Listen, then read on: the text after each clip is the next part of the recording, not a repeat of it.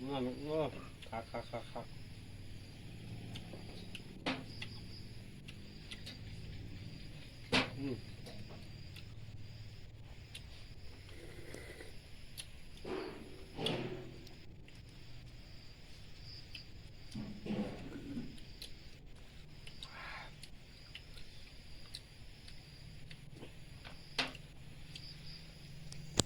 หอยโข่งพี่น้องเหมือนหอยสลิดเลยหอยโข่งเหมือนไง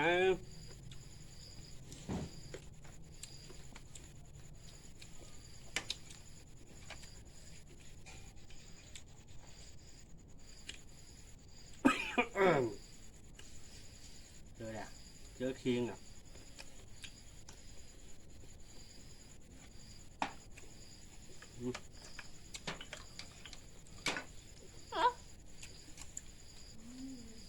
เจอแล้วโอเคปะ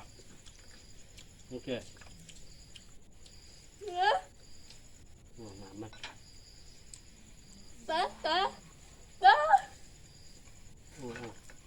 โง่ดูมันมีดูมันเฉยอ่อนตัวอ่อนมอน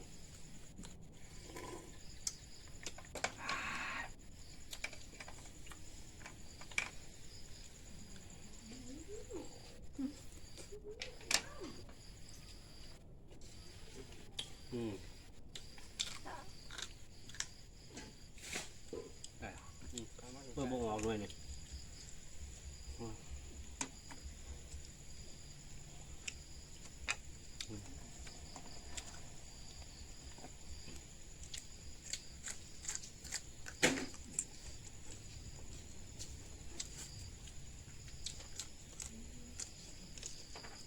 โอ้ยเทศนาคัก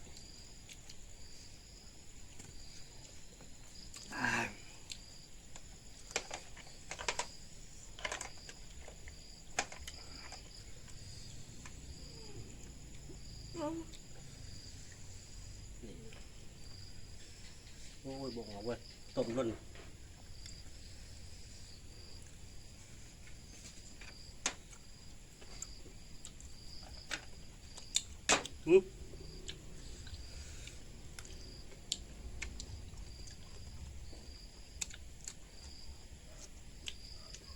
ว้า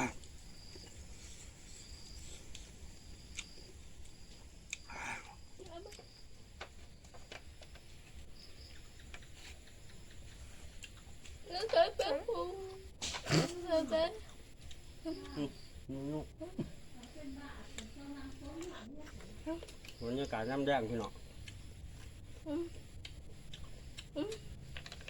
บรรยากาศน้ำแดงซ้ำสมมาแต่เวียกจะได้มาทำหมักหอย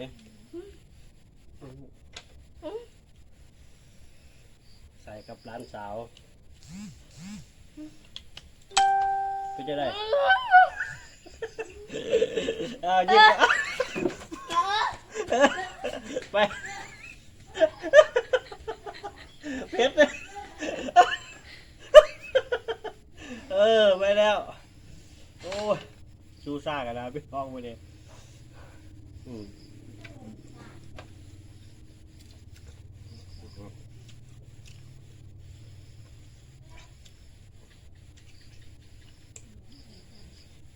กินมาว่ะ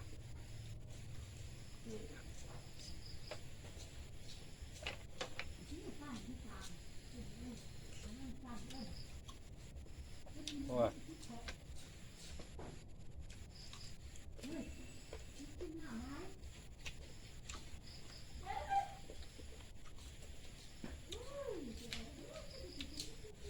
ได้หน้ามันตึงเลยนี่